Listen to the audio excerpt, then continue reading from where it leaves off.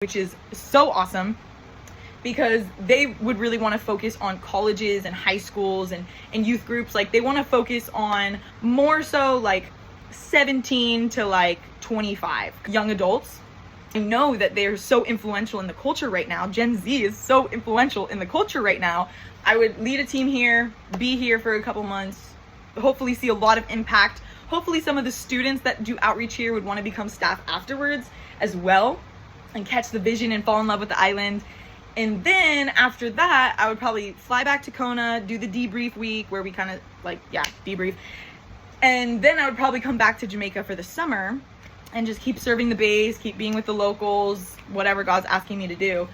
If I don't already see a lot of people who want to commit to the island, then I might do it for a second round and staff again another DTS with Kona, but no more than 2. And hopefully after that, I would have enough people who are willing to launch with me back here and settle here. We can start running DTSs on YWAM Jamaica again, and we'll have like a really strong, powerful group of people who are seasoned and mature and can just really set the tone for anyone else who comes as newcomers. And it's so good because they said that even afterwards, like once I settle back in Jamaica full time, that they'll still send outreach teams here on a yearly basis. So we'll be building this bridge between YWAM Kona and YWAM Jamaica that wasn't there before, and the bridge will continue. And so that's so good and so important for the future and the long term of YWAM Jamaica. I was like so excited about that, but still felt like kind of in a swirl about all of it. Like, whoa, that would seriously be changing all of the plans of everything I thought that I was doing. However, it also does sound like the most beneficial way to use like my time and my network and my connections to actually benefit YWAM Jamaica and just Jamaica in general. But I was like, God, I really need confirmation. And then my little sister reached out to me and told me that she had a dream about me just the night before. Remember when I had that conversation with one school leader and I was like, no, don't tell me my situation's toxic and unhealthy and that I should leave. Don't tell me that. And I kind of went to bed just like, oh. And that same night she had a dream about me. And the dream was that I was in an airplane and she was also in an airplane, and I was calling her saying like, I have suspicions that maybe my plane is going down, but like I don't really know. And then she was in the other plane being like, okay, what's the symptoms? I told her this plane is like really hot, like it just doesn't feel right. And she was like, yeah, my plane has AC, so like I think that's a bad thing. Basically she told me in the dream like, no, your plane is definitely going down, like this is not healthy, this is like not good. And in the dream, I was like, don't tell me that. Don't tell me that it's going down. Like, I just was like, didn't want to hear it. And then she was like, no, listen, let's just pray. And I guess I had just kind of accepted it in the dream. Like, okay, plane's going down. Like, this is just the way it is. Then once she prayed for me, the plane didn't go down. So that was very interesting because that felt like it reflected the conversations I was having like too well, because I have been suspicious for the past year that there are red flags, and people like even my pastor has been telling me those are all red flags. That's really an unhealthy situation. But I just didn't really want to believe that. Because I was like, well, God called me here, you know? So, and then even hearing other people be like, no, that's unhealthy. I did reach this point of like, okay, it's unhealthy, but like, I still have to just accept it and keep going because I'm called here, you know? The interesting thing is then when that person, my sister, was praying for me, the plane didn't go down. So what does that mean? In the moment, I thought for sure when I heard that dream that was total confirmation about Kona. Like, okay, God is telling me that right now the best way to help YWAM Jamaica is to actually be doing this. And I thought my calling, being committed to YWAM Jamaica, looked like being there full time, but actually it might look like being in Kona for half the year and being in Jamaica for half the year and establishing this bridge and helping for the long term of this base.